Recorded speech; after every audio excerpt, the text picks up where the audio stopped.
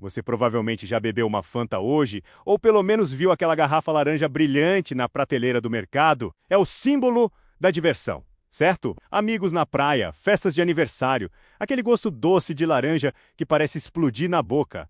Mas, e se eu te dissesse que essa bebida não nasceu em um laboratório criativo na Califórnia, nem em uma reunião feliz de marketing? E se eu te contasse que a Fanta só existe por causa do momento mais sombrio da história humana moderna? Imagina a cena.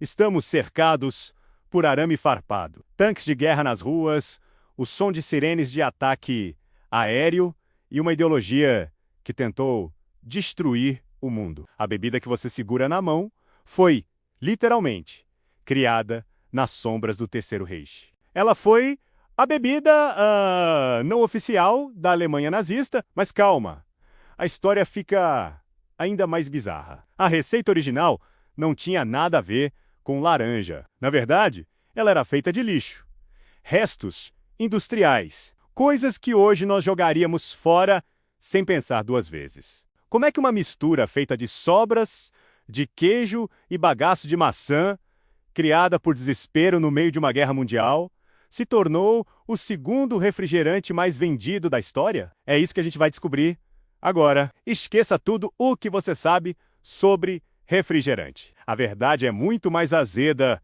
do que você imagina. Para entender essa história, a gente precisa voltar um pouco no tempo, antes dos canhões começarem a disparar. Vamos para a década de 1930. O mundo estava mudando rápido. E acredite se quiser, a Coca-Cola, o maior símbolo do capitalismo americano, estava vivendo um romance absoluto com a Alemanha, sob o comando de um americano chamado High Powers e seu braço direito alemão, Max Keith.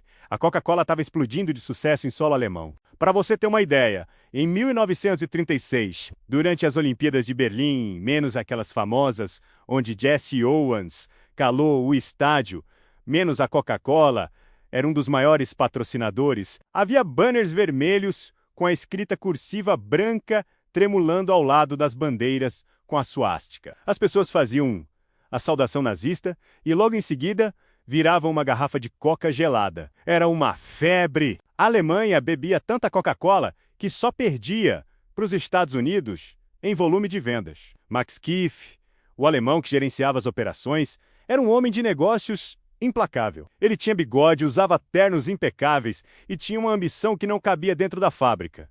Ele queria que a Coca-Cola dominasse tudo. E estava conseguindo. As fábricas operavam dia e noite, os caminhões cruzavam o país, o dinheiro entrava aos montes. Mas então, veio 1939, a Alemanha invade a Polônia, a Grã-Bretanha e a França declaram guerra. O mundo prende a respiração. No começo, os negócios até continuaram, mas a situação foi ficando insustentável. Em 1941, quando os Estados Unidos entraram oficialmente na guerra, após o ataque a Pearl Harbor, tudo mudou. Agora, a Alemanha não era apenas um mercado distante, era o inimigo. O governo americano impôs um embargo total. Nenhuma empresa americana podia negociar com os nazistas. E isso criou um problema catastrófico para Max Keith. Veja bem, a Coca-Cola é feita com um xarope secreto, a famosa Fórmula 7 vezes, que vinha diretamente dos Estados Unidos. Sem esse xarope, não existe Coca-Cola. De repente, as torneiras secaram. Os navios pararam de chegar. Os estoques de xarope nas fábricas alemãs começaram a baixar dia após dia. Max Keith olhou para os seus armazéns vazios e para os seus funcionários assustados. Ele tinha uma escolha: fechar as portas, demitir todo mundo e ver o império que ele construiu virar pó, ou inventar uma solução impossível. Ele não era nazista, filiado ao partido, mas era um oportunista. E ele decidiu que a Coca-Cola Gum, a filial alemã, não iria morrer por causa de uma briguinha política mundial. Foi aqui que começou a missão impossível. Max Keith reuniu seus químicos e deu a ordem. Precisamos criar uma bebida nova, agora. E precisamos fazer isso usando apenas o que temos disponível aqui dentro da Alemanha cercada pela guerra. Mas o que eles tinham disponível? Quase nada. O açúcar era racionado. Frutas frescas eram enviadas para o fronte de batalha ou comidas pela elite. A economia de guerra tinha sugado todos os recursos bons. Então, eles tiveram que apelar para as sobras. O lixo da indústria de alimentos, a base da nova bebida, vinha de duas fontes principais. E eu garanto que nenhuma delas vai te dar água na boca. Primeiro ingrediente: soro de leite. Sabe aquele líquido meio amarelado e aguado que sobra quando as fábricas fazem queijo coalho? Aquilo que geralmente vai para o lixo ou para alimentar porcos? Pois é, isso era a base líquida. Segundo ingrediente: fibra de maçã. Eram os restos prensados das frutas que sobravam depois da fabricação de cidra e vinagre. Basicamente, a casca e o bagaço esmagados. Max Keefe olhou para aquela mistura de soro de leite com resto de maçã e disse: é isso. Eles usaram um pouco de açúcar de beterraba, que era o único que conseguiam encontrar, e criaram um líquido de cor bege, meio marrom. Claro, parecido com uma cerveja de gengibre barata. O gosto? Bom, os registros históricos dizem que era bebível. Tinha um gosto meio azedo, meio doce, com notas de queijo e maçã velha. Definitivamente não era Coca-Cola. Agora, faltava o nome. E essa é a parte lendária. Max Keefe reuniu sua equipe de vendas e disse que eles precisavam de um nome que soasse bem. Ele instruiu a equipe a usar a imaginação. Em alemão, a palavra para imaginação é Fantasie. No meio da reunião, um vendedor veterano chamado Joe Nip, ouvindo o chefe pedir Fantasie, gritou do fundo da sala: Fanta! Era curto, era sonoro, era perfeito. A produção começou a todo vapor.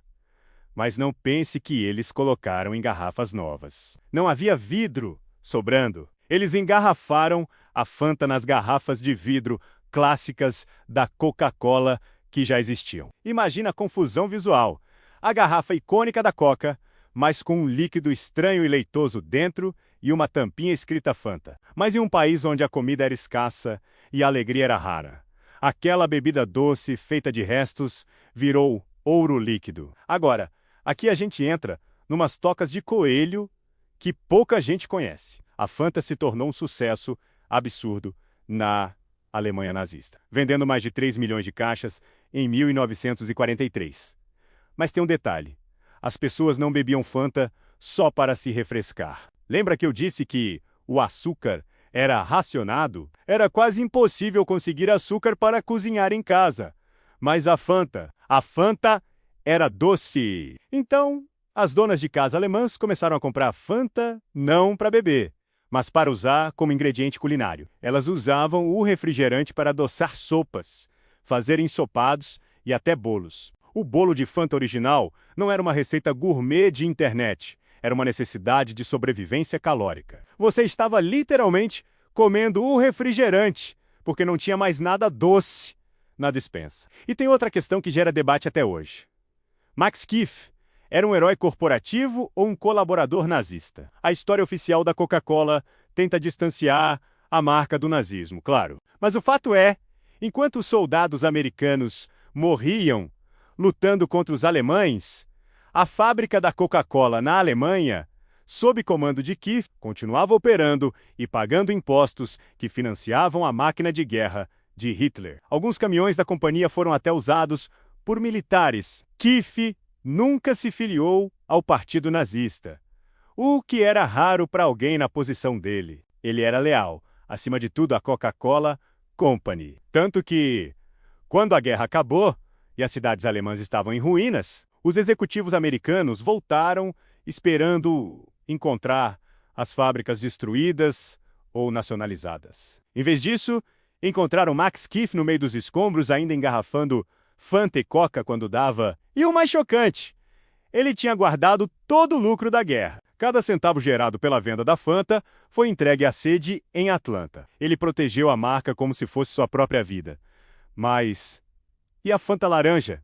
Onde ela entra nisso? A Fanta original, aquela feita de lixo, parou de ser produzida assim que a guerra acabou. A Coca-Cola queria esquecer aquele gosto de soro de leite. A marca Fanta foi praticamente descontinuada. Ela ficou na gaveta como uma memória ruim dos tempos de guerra. O mundo girou. Estamos agora nos anos 50. A Pepsi estava começando a incomodar a Coca-Cola, lançando várias bebidas novas. A Coca precisava responder. Mas eles tinham uma regra interna rígida. O nome Coca-Cola não podia ser usado em nenhum outro sabor que não fosse a cola original. Eles precisavam de uma nova marca para lançar sabores de frutas. Alguém em Atlanta abriu a gaveta de arquivos empoeirados e viu aquele nome antigo da guerra, Fanta, mas eles não podiam usar a receita alemã nojenta. A solução veio de outro país do eixo. A Itália. Em Nápoles, em 1955, uma engarrafadora local sugeriu usar as laranjas abundantes da região para criar um refrigerante cítrico. Eles pegaram o nome Fanta, aplicaram nessa nova receita italiana de laranja, desenharam um logo novo e... bum! Nasceu a Fanta laranja que conhecemos hoje. Então, tecnicamente, a Fanta tem dois pais: a necessidade alemã e a criatividade italiana. E aqui vai o segredo final que você provavelmente não percebeu. A Fanta é o camaleão dos refrigerantes. A fórmula da Coca-Cola é praticamente igual no mundo todo, certo? A Fanta, não. A Fanta muda de país para país para se adaptar às frutas locais e às leis de açúcar. Se você beber uma Fanta na Inglaterra hoje, ela é amarela e tem muito suco real. Se beber nos Estados Unidos, ela é laranja neon, quase radioativa, e tem zero suco. Na Grécia, ela é super azeda. Existem mais de 100 sabores de Fanta pelo mundo. De chocata flor de sabugueiro na Romênia, até gelatina na Ásia. A marca que nasceu da escassez se tornou a marca da abundância e da variedade. Olhando para trás, é insano pensar que a segunda bebida mais famosa do planeta nasceu de restos de queijo e bagaço de maçã. No meio de bombardeios, apenas porque um empresário alemão se recusou a deixar sua fábrica parar. A Fanta é a prova de que, às vezes, a inovação não vem de um momento de inspiração genial, mas de um momento de puro desespero e sobrevivência. Da próxima vez que você abrir uma latinha e sentir aquele cheiro de laranja, lembre-se, você está bebendo um pedaço da história que sobreviveu ao apocalipse. Agora eu quero saber de você.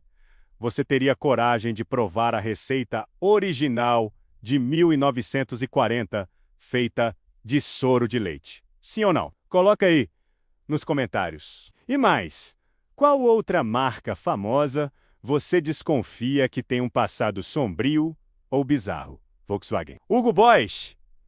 IBM. Comenta o nome da marca aqui embaixo que eu vou investigar a fundo para o próximo vídeo. Se você curtiu descobrir esse segredo, esmaga o botão do like e se inscreve no canal, porque aqui a gente revira a história que as marcas tentam esconder. Até a próxima curiosidade simplificada.